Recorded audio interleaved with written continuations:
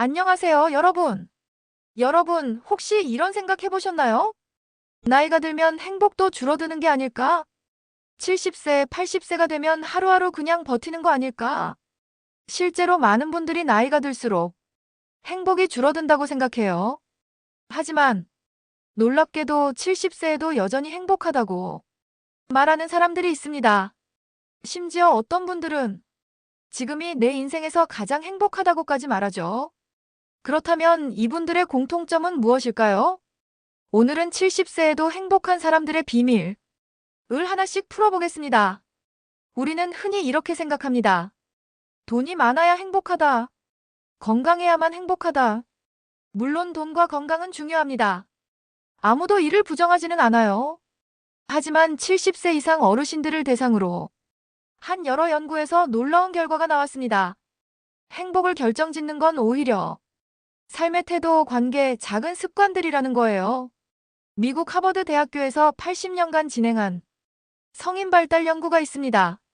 724명을 평생에 걸쳐 추적 관찰한 연구죠. 결론은 충격적이었어요. 노년의 행복을 좌우하는 건 관계의 질이다. 돈도 명예도 젊음도 아니라는 겁니다. 연구 책임자 로버트 왈딩어 교수는 이렇게 말했어요. 좋은 인간관계가 우리를 행복하게 하고 건강하게 만든다. 이제 본격적으로 70세에도 행복한 분들의 공통점을 살펴보겠습니다.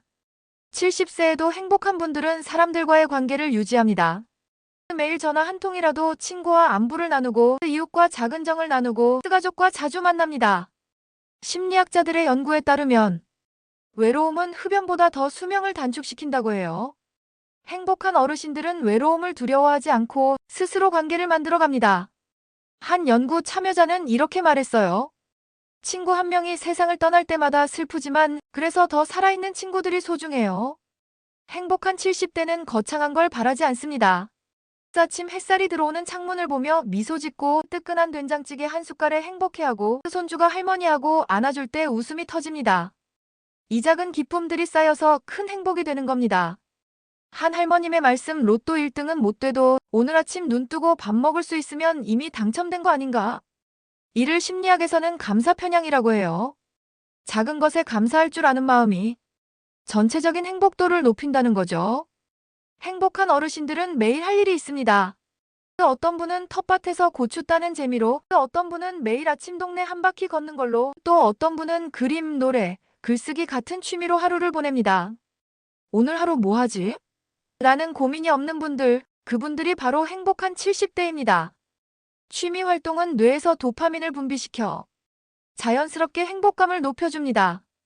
행복한 사람들은 주름을 부끄럽게 여기지 않습니다. 주름은 살아온 세월의 훈장이다라는 생각을 하죠. 또한 나이에 맞는 역할을 즐깁니다. 나는 이제 젊은이들과 경쟁하는 게 아니라 그들을 응원하고 조언하는 위치에 있구나. 이렇게 받아들이면 마음이 훨씬 편안해집니다. 70세에도 행복한 분들의 마지막 공통점은 감사 습관입니다. 오늘도 하루 무사히 살았음에 감사하다. 식탁 위에 밥이 있음에 감사하다. 가족이 건강함에 감사하다.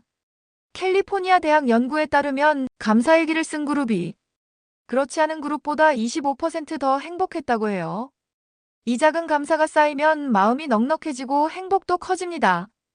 이론만으로는 부족하죠. 실제 사례를 들려드릴게요.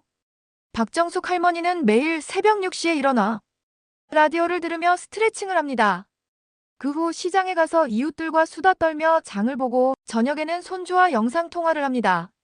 할머니의 한마디 나는 매일 누군가와 대화하고 매일 웃으니까 외롭지가 않아. 또 오전 6시 라디오 체조. 또 오전 9시 시장에서 이웃과 대화.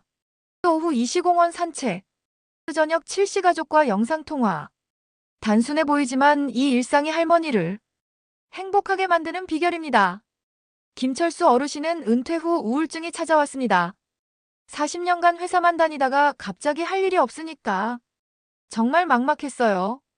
하지만 우연히 글쓰기 동호회에 가입하면서 삶이 달라졌습니다. 지금은 매주 시를 쓰고 낭독회에 참여합니다. 꽃잎이 떨어져도 향기는 남는다. 내 인생도 그러하리. 젊었을 땐 돈 버느라 바빴지만 지금은 글로 내 마음을 표현하니 진짜 행복하다. 70세에도 행복할 수 있지만 반대로 행복을 방해하는 것도 있습니다. 그때 다른 선택을 했더라면 자식들에게 더 잘해줄 걸, 더 열심히 살 걸. 심리학자들은 말합니다. 과거는 바꿀 수 없지만 현재는 바꿀 수 있다. 옆집은 자식들이 더 잘 살더라. 친구는 나보다 건강하더라. 하지만 우리가 보는 건 다른 사람의 일부분일 뿐이에요. 모든 사람에게는 각자의 고민이 있습니다. 몸이 불편하니까 집에만 있자. 사람 만나기 귀찮다. 이런 습관들이 쌓이면 노년의 삶이 우울해집니다. 행복한 분들은 공통적으로 놓을 건 놓고 붙잡을 건 붙잡습니다. 과거의 후회는 내려놓고 오늘의 행복을 붙잡는 거죠. 세계 여러 나라 연구에서도 비슷한 결과가 나옵니다. 일본 오키나와 장수마을 어르신들의 공통점. 이키가이 정신이 있습니다. 이키가이는 살아가는 보람, 삶의 목적을 의미해요. 오키나와 어르신들은 90세가 넘어도 내가 해야 할 일이 있다는 마음을 갖고 살아갑니다. 덴마크는 세계 행복지수 1위 국가입니다. 휘게이치와이쥐쥐라는 문화가 있어요. 작은 만족과 공동체를 중시하는 문화죠. 촛불 켜놓고 따뜻한 차 마시며 가족과 대화하는 것만으로도 충분히 행복하다고 여깁니다. 즉, 나라와 문화가 달라도 결론은 같습니다.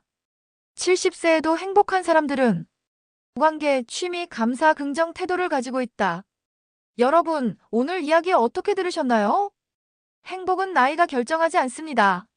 마음이 결정합니다. 70세에도 80세에도 90세에도 우리가 행복할 수 있는 이유는 이미 우리 안에 있습니다. 오늘 영상 보시는 여러분께 제안 드립니다. 지금 곁에 있는 사람에게 전화 한 통 하세요. 오늘 식탁위밥에 감사하세요. 내일 할 일 하나만 정해두세요. 그리고 자기 전에 꼭 오늘 감사했던 일 한 가지를 적어보세요. 그러면 분명히 이렇게 말할 수 있을 겁니다. 나는 지금 행복하다. 행복은 나이를 먹지 않습니다. 여러분도 그렇죠? 이 영상이 도움이 되셨다면 좋아요와 구독 부탁드려요. 구독은 무료입니다. 여러분의 행복한 이야기도 댓글로 들려주세요.